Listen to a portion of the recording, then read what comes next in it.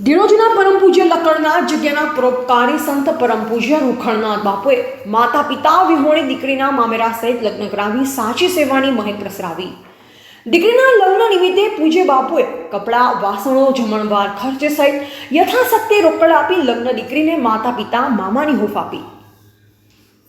ધીણોથી પૂજ્ય રૂખણનાથ બાપુ અને સેવકો આડિયા ગામે માતા પિતા વિનાની દીકરીનું મામેરું ભરવા આવ્યા। ત્યાં ભાવુક દ્રશ્ય સર્જાયા।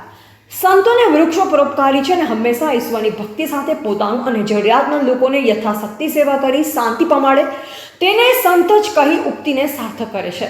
જેના ઉત્તમ ઉદાહરણ રૂપે ધીણોજની પરમ પૂજ્ય લકડનાથ બાપુની જગ્યાના મહંત પરમ પૂજ્ય રૂખણનાથ બાપુ માતા પિતા વિનાના દીકરા દીકરીઓને ભણાવવા થઈ માંડી તમામ જવાબદારીઓ સાથે સેવાનું કામ કરી રહ્યા છે। તદુપરાંત 5 થી 6 માતા પિતા વિનાની દીકરીઓના મામેરા ભરી સામાજિક સેવાનું એક ઉત્તમ ઉદાહરણ બન્યું છે। પાટણ તાલુકાના ડેર ગામે 2 દિવસ પહેલા માતા પિતા વિનાની દીકરીનું મામેરું ભર્યા રવિવારે પૂજ્ય રૂખણનાથ બાપુને તેમના સેવકો દ્વારા અડિયા ગામે સેવકો સાથે જઈ માતા પિતા વિહોણી દીકરી અંજુનું મામેરું ભરી સામાજિક સેવાથી ઉત્તમ સંત તરીકેનું ઉજળા અક્ષરે નામ અંકિત કર્યું છે।